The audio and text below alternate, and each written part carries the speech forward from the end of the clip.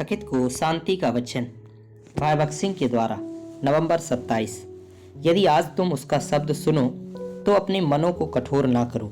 इब्रानियों की पत्री 3 अध्याय का 15 पद। हम विश्वासियों को स्वयं को अधीनता में रखना सीखना होगा। हे नवयुवकों, तुम भी प्राचीनों के अधीन रहो, वरन तुम सब के सब एक दूसरे की सेवा के लिए दीनता से कमर बांधे रहो, क्योंकि परमेश्वर अभिमानियों का सामना करता है परंतु दीनों पर अनुग्रह करता है। पहला पतरस 5 अध्याय का 5 पद। इब्रानियों की पत्री 13 अध्याय का 17 पद में हमारे पास एक ही विचार है।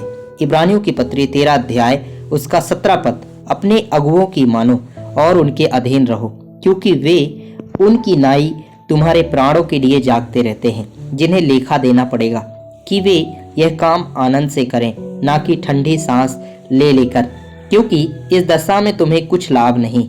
हमें संगति और अधीनता में एक साथ रहना, एक दूसरे के लिए प्रार्थना करना और अपनी जरूरत के लिए बड़ों की प्रार्थना संगति मांगना सीखना होगा। पहला पतरस 5 अध्याय का 6 पद के अनुसार यदि हम अपने आप को दीन करें तो प्रभु हमें ऊंचा करेगा। विश्वासियों के रूप में हमें स्वयं को दीन बनाने और प्रभु को ऊंचा उठाने का पाठ सीखना है। मत्ती सुसमाचार 23 अध्याय का 11 और 12 पद। शत्रु हम पर चौगुना हमला कर सकता है, वह गर्जने वाले सिंह के समान हम पर आक्रमण करता है। सचेत हो और जागते रहो, क्योंकि तुम्हारा विरोधी शैतान गर्जने वाले सिंह की नाई इस खोज में रहता है कि किसको फाड़ खाए। पहला पतरस 5 अध्याय का 8 पद। दूसरा, वह हम पर एक फाड़ने वाले भेड़ियों के समान आक्रमण करता है। प्रेरितों के काम 20 अध्याय का 29 पद। तीसरा, वह बाढ़ के समान आता है। यशाया 59 अध्याय का 19 पद। और चौथा, ज्योतिर्मय स्वर्गदूत के समान।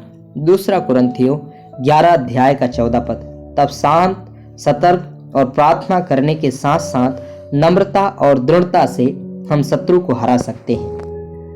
पहला पतरस 5 अध्याय का 10 पद में हम देखते हैं कि यह कैसे परमेश्वर हमारे जीवन में एक उद्देश्य के लिए है कि कठिनाई की अनुमति देता है। अब परमेश्वर जो सारे अनुग्रह का दाता है, जिसने तुम्हें मसीह में अपनी अनंत महिमा के लिए बुलाया, तुम्हारे थोड़ी देर तक दुख उठाने के बाद आप ही तुम्हें सिद्ध और स्थिर और बलवंत करेगा। कठिनाई के माध्यम से परमेश्वर हमें परिपूर्णता में लाते हैं। दूसरा, वह हमें विश्वास में स्थिर करता है। तीसरा, वह हमें दुखों से निकालकर आत्मिक रूप से बलवान बनाता है। तूफानों से ही पहाड़ों पर पेड़ मजबूत और घने होते हैं। साथ ही परमेश्वर हमें स्थापित करता है या हमें स्थिर रखता है ताकि हम डगमगाने ना पाएं।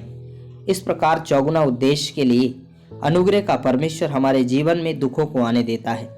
उसे अनुग्रह का परमेश्वर कहा जाता है, क्योंकि हम हर परीक्षा और हर कठिनाई के लिए उसके अनुग्रह का दावा कर सकते हैं।